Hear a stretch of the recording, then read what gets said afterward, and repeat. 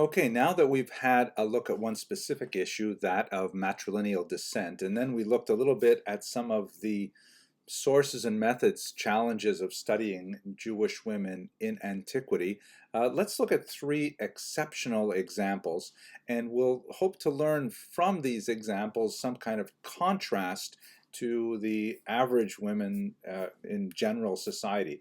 It's not a very precise way of doing things, but it's very difficult to work with the nature of the sources that we have before us today. Hopefully, moving forward, to some degree in the medieval period, but certainly when we get to the early modern and the modern period, we'll be able to explore women's lives with much more dependence on their actual voices. But let's have a look at the three examples that will give us some sense of what it must have been like to be a woman in antiquity. So these three women were actually suggested in a book by Richard Freund, who was a very important archaeologist who did some amazing work in the Cave of Letters, among other places. This is the book, by the way, that is really quite fascinating, called Digging Through the Bible, Modern Archaeology and the Ancient Bible. And he suggests these three characters. I also want to mention that he was someone who pioneered the use of colonoscopy tools in exploring hard-to-reach caves, right? Because his doctor suggested that's a great way to get into hard-to-reach places. And I have to mention that he has a striking resemblance to another famous archaeologist. Can't quite put my finger on who it might be, but there's a certain look. Oh my gosh, I wish I could go back to graduate school. I would study so many things, but one of them would probably be archaeology. At any rate, he suggests that we should look at the life of Bruriah as an unusual woman of the 2nd century of late antiquity. It's much harder to get back earlier in time, as we've discussed, but what do we know about Bruriah? Well, first of all, she was mentioned frequently in the Talmud. She's the wife of a very important rabbi, Rabbi Meir. She comes from an important family. Her father was Hananiah ben Teradion, one of the martyrs of the Hadrianic persecution that was related to the Bar Kochba revolt. So that helps us date Bruriah. Besides Rabbi Meir, her father gives us a sense of her lifetime sometime in the 2nd century. We know from the Talmudic account that her sister was actually taken off to captivity to Rome, although Dr. Freund has some interesting thoughts on that as well. Now, one of the fascinating things about her work is that she is so exceptional in that she is mentioned frequently in the Talmud as a sage. Let us understand that there are about 2,000 different Amoraim, or later rabbinic figures in the period of the Talmud, who actually have a named voice in this massive document. And there can't be more than 20 women who appear anywhere. And most of these women are unnamed, or they have a title like Matronisa, something like that. Bruriah stands out so much as being an incredibly important woman in the actual intellectual give and take of this massive document. She often corrects the sages who respect her learning, and she often does it in a way that has kind of like a biting sense of humor. Like in one particular example, when she is accosted by another rabbi who asks her for directions in a rather, polite manner, and she snaps back at him saying, Galilean fool. He happened to come from the Galil. Did you not read what it says? And she quotes another teaching, do not talk overmuch with women. You should have abbreviated your statement to me and simply said, which way to Lod, right? In other words, she's sort of throwing the teachings of the rabbis back at them. And there you get this sense that sometimes there is kind of like a proto-feminist critique in the things that she says. But that's a minor aspect of her teachings. Her life story and the kind of things that she talks about are often profound and very deep. She speaks to the nature of personal tragedy in life, as we see with her father and her sister, and also with the children of Rebbe Meir, who died on one particular Sabbath, 2 twin boys. Terrifying kinds of things, God forbid, lo aleinu. She's really a teacher of phenomenal depth, of halachic wisdom, of acerbic wit and perspicacity. An amazing woman. And she stands out primarily as kind of like the big exception to the rule of women who are silent, who are nameless or voiceless in the Talmud. The end of her life is described in a bizarre passage that is only recorded like 1,000 years after her life in the commentary of Rasha on a tractate of Avodah Zarah.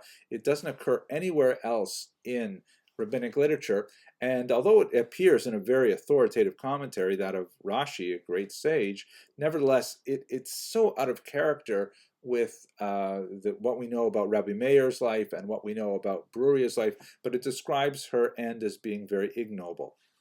I will leave that up to the rabbinic scholars to debate the nature of that particular story. Nevertheless, Bruriah stands out as one tremendous counterexample to the vast majority of women who did not have the same kind of access to Torah learning that was so exemplary of her life and activity. So that's an exception in terms of the realm of scholarship, which of course would be extremely important in the development of Jewish society over the next 2 millennia.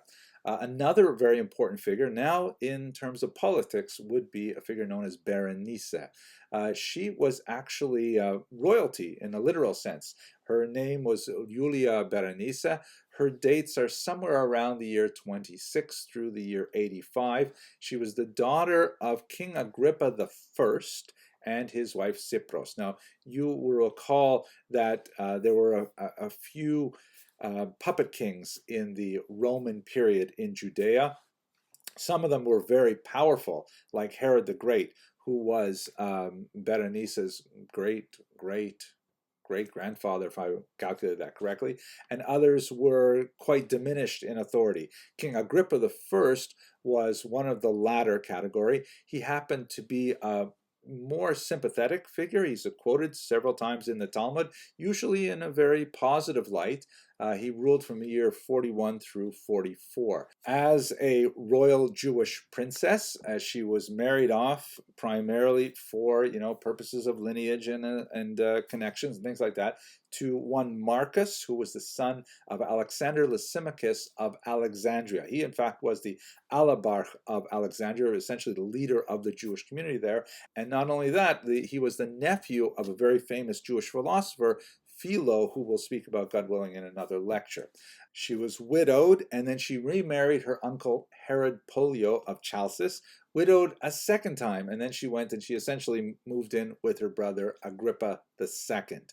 Josephus, in this context, reports a really nasty relationship rumor about the two of them, which is unusual because it is not repeated by Roman historians of the time. It's not impossible because this was not an unknown practice among Romans, but for Jews it would have been extremely scandalous, to say the least. At any rate, at this point she was like at the peak of her authority. She was referred to as Regina, or Regina, meaning queen, Basileia, also queen, and she actually served famously in the trial of Paul later on in this capacity. We had a look at this earlier. She married a third time to King Polemos II of Cilicia, who actually converted to Judaism and was circumcised and so on. But here's another fascinating thing about her. She was in Jerusalem at the time of the outbreak of the revolt, that being the year 66. And she was there because she was fulfilling a Nazirite vow, which is interesting in its own context. And Nazarism is something that's recorded in the Bible, and of course there's a whole tractate of it on the Talmud, in which basically a person has some kind of like moving experience and they want to like do repentance for it, they want to do tshuva for it, and so they undertake some restrictions on their behavior, let their hair grow, refrain from alcohol, wine specifically, and then at the end of this period, which is limited, usually 30 days or 60 days, they come to Jerusalem, and then they offer a sacrifice. So she was there at that time when the revolt broke out. It's an interesting kind of sense of what kind of person she would be if she took on a Nazirite vow. And she stood up for the rebels. She went to Gessius Florus, the procurator, who was very unsympathetic to the Jews, and she appeared before him barefoot to beg for mercy for them, but she was unable to stop either the Roman onslaught, and she was unable to control the rebel outbreak as well. She ended up fleeing Jerusalem when the palace of her brother was burned down. And somehow in this context, at this time, she is involved in a relationship with none other than Titus. That is the son of the Emperor Vespasian, later to become emperor himself, who was responsible for the armies that would destroy Jerusalem and the temple. There's some interesting thoughts about what this relationship must have been like. Um, uh, Many of the classical historians point to her tremendous beauty. She and her sister were regarded as among the most beautiful women of the Eastern Mediterranean. Titus himself was some dozen years her junior. That itself would have been unusual. Others point to the very unequal relationship between Titus as a conqueror and Berenice as the representative of a beleaguered and conquered people, and said that this relationship might have been more of a hostage situation than an affair.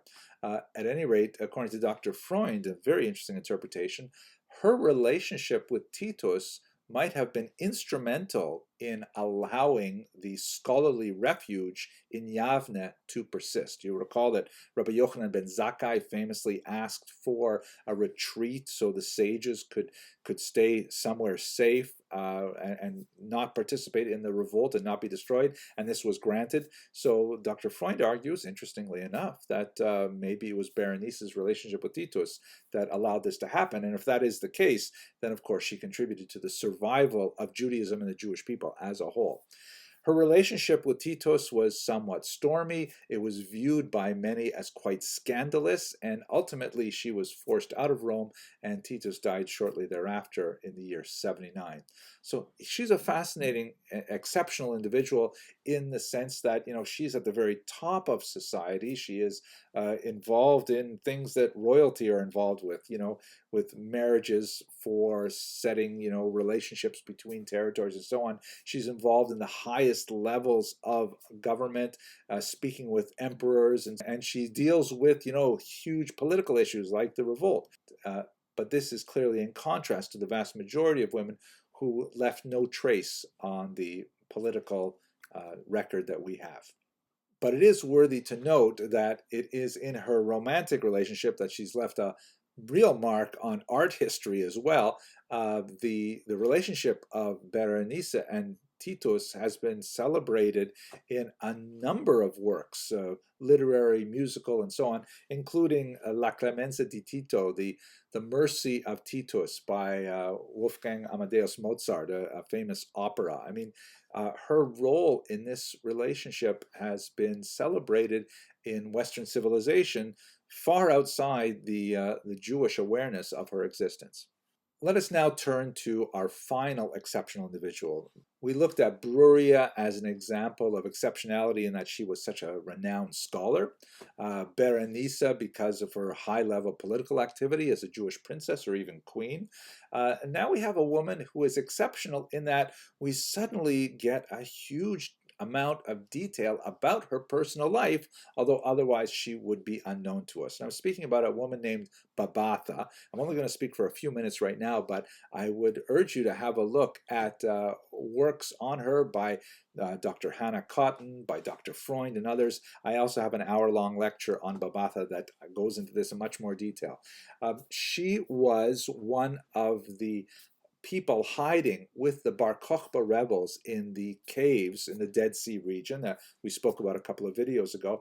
And she may have died there. It's impossible to tell which one of the human remains, female remains, would have been associated with her. There were many women and children in these caves, but it's likely that she did die there because she left behind this pouch, which contained a trove of nearly 20 documents that all link to her personal legal history.